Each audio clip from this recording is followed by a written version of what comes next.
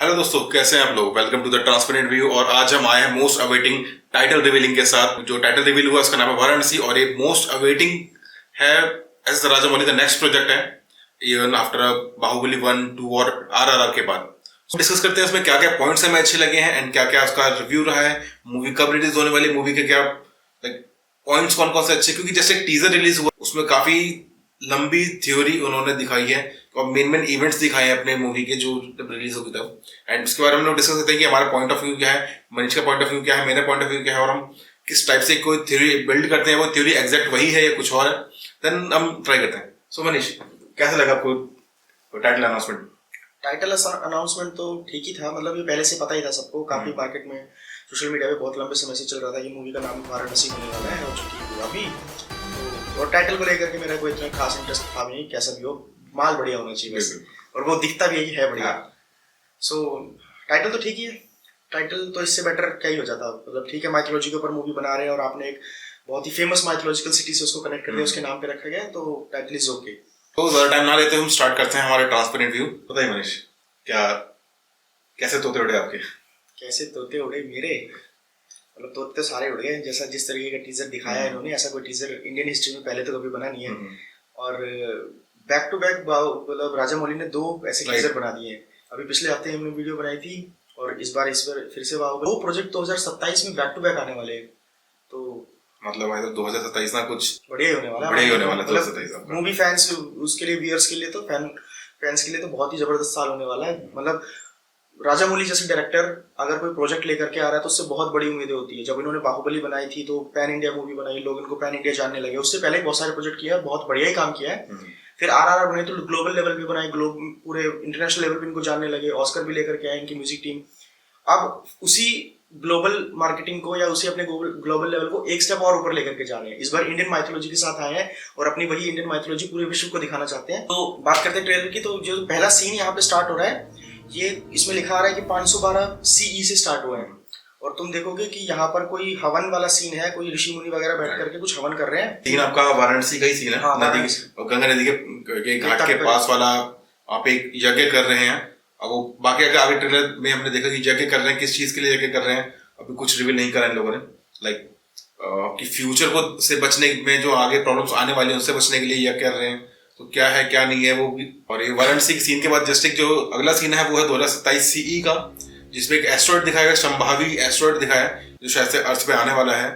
और उसके बाद वो अर्थ पे कहाँ गिरता है कहाँ नहीं गिरता उसका सेम एग्जैक्ट लोकेशन हमें अभी नहीं पता, क्योंकि नेक्स्ट सीन में सिर्फ अंटार्कटिका दिखाया गया है, शायद से अंटार्कटिका में गिरा है। हाँ, तो ये दोनों सीन यहाँ पर लिंक होते हैं। मुझे कुछ ऐसा लगता है कि जो हमारे ऋषि मुनि 512 में जो यज्ञ कर रहे थे, वो कुछ ऐसा प्लान कर रहे होंगे कि उनको पता होगा कि पृथ्वी के ऊपर कोई बड़ा संकट आने वाला है, तो उस संकट को रोकने के लिए वो लोग यज्ञ कर रहे होंगे, अपने देवों की पूजा कर रहे होंगे। और वही संकट अगले सीन में दिखाया गया है कि 2027 में एक एस्ट्रॉइड पृथ्वी पे गिरने वाला है या गिरा है या गिरेगा, इस तरीके का कुछ। और वो दिखाते हैं कि उसके अगला ही सीन फिर अंटार्कटिका में दिखाते हैं, तो देख करके लगता है कि वो जो एस्ट्रॉइड है वो अंटार्कटिका में गिरा होगा।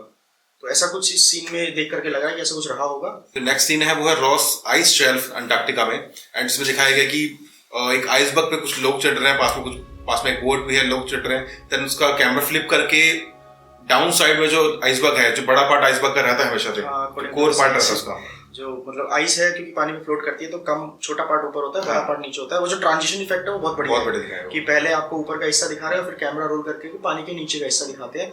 और छोटी छोटी सटल डिटेल्स उसमें अगर तुम देखोगे तो पहले वाले सीन में तुम देखोगे कुछ लोग उस आइसबर्ग के ऊपर चढ़ने की कोशिश कर रहे हैं, साथ में बोट भी खड़ी तुमने बताया, और कुछ लोग ऊपर से गिर भी रहे हैं नीचे। तो जैसे ही वो कैमरा फ्लिप होता है तो तुम देखोगे कि जो लोग नीचे पानी में गिरे हैं वो वैसे नीचे जा रहे थे, अब जब कैमरा फ्लिप होगा तो पानी से ऊपर आते हुए दिखाई दे। तो बहुत बढ़िया डिटेल इन्होंने ये वहां पे दिखाई है।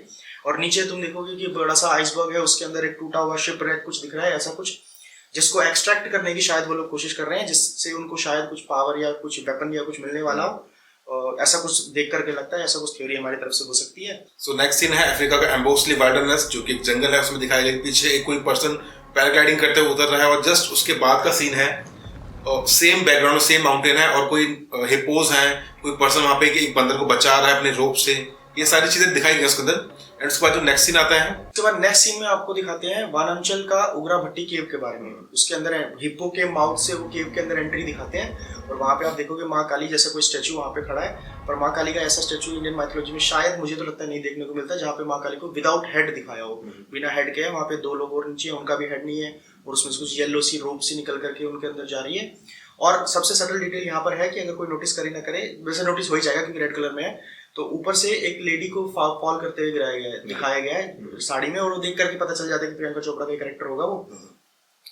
और पीछे तुम देखोगे उसी केव के अंदर बहुत सारे लोग आसपास में भी खड़े हैं ब्लैक कलर की ड्रेसेस पहन करके। वो लगता है कि विलेंस की पूरी टीम वगैरह होगी वहां पर, वो कुछ लेने या कुछ एक्सट्रैक्ट करने आए होंगे। तो ये सब वहां पर देखने को मिलता है। और इसके अलावा तुमने कुछ नोटिस किया इसमें?